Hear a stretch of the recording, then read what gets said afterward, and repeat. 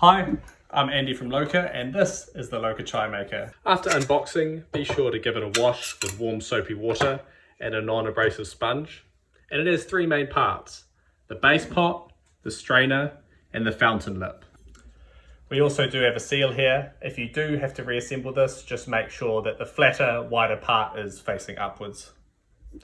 To reassemble these two parts together, we just align them and then give a firm quarter turn, and then the strainer just snaps back into place with a firm push.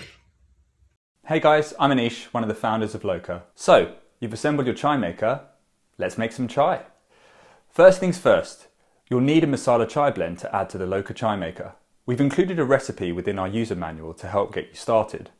But we also know that there are many different personal and varied recipes when it comes to chai. So feel free to experiment and find out what works best for you.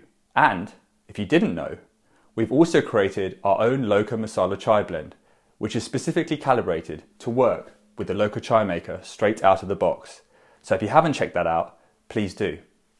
First things first, we'll need to take 1 to 2 leveled tablespoons of masala chai blend and add this to the strainer of the Loka Chai Maker.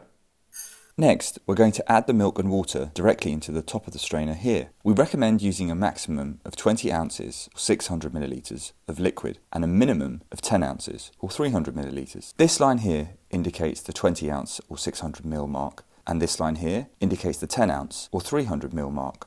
Half milk and half water works well, or for a more creamier chai, you can add more milk instead.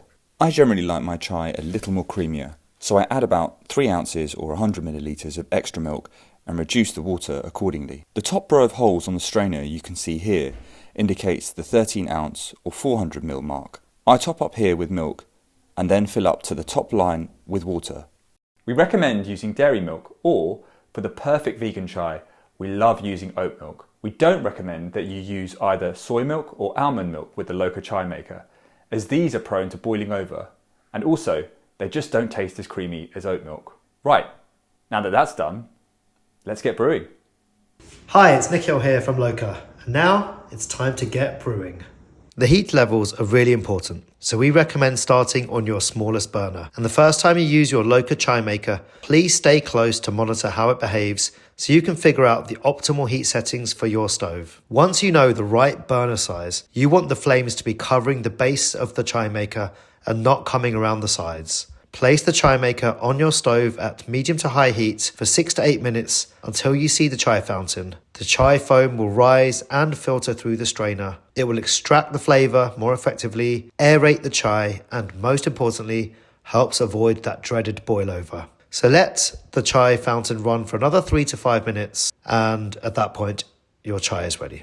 So let's talk a little bit more about the kind of chai fountain you should be seeing. This is a kind of fountain you should be looking for, a beautiful liquid waterfall with the chai rising through the sides and falling through the center chamber. If you've got too much heat, you may see the chai boiling up through the center strainer, which we call a foam up. In the worst case, you may actually get a boil over. In that scenario, just try again with a slightly lower heat setting. If you've got too little heat, may not see a fountain, or it might take too long to get to fountain, in which case just try again with a little bit more heat. Once you're comfortable and you know the right heat settings for your stove and the Loka Chai Maker, you'll then be able to set and forget. Go for a shower, read a book, dance around the kitchen, dance around the house, and then you can come back after 10 to 12 minutes ready to pour the perfect chai. Our unbroken rim means that you can pour from any direction. Honestly, this pour is so satisfying. A couple of tips though. Pour confidently, keep your mug on the surface and pour from a height of around 10 to 12 centimetres. Also, take extra care when pouring out those last few parts of your chai to make sure that any blend doesn't fall out. Add a little sweetener to taste.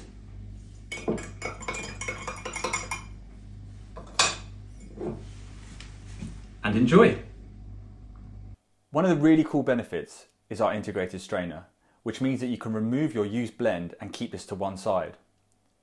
When I'm making a brew for myself, I'll often enjoy a cup, take my strainer out, and then later, when I'm ready to enjoy another cup, I'll put my chai maker back onto the stove and gently heat this without the strainer so that I can enjoy the taste exactly how it was before. Next, let's talk about blend disposal and cleaning. First, we'll start with blend disposal, and I'll show you 2 different ways to do this. If you have a small compost bin like so, remove the strainer from the fountain lip.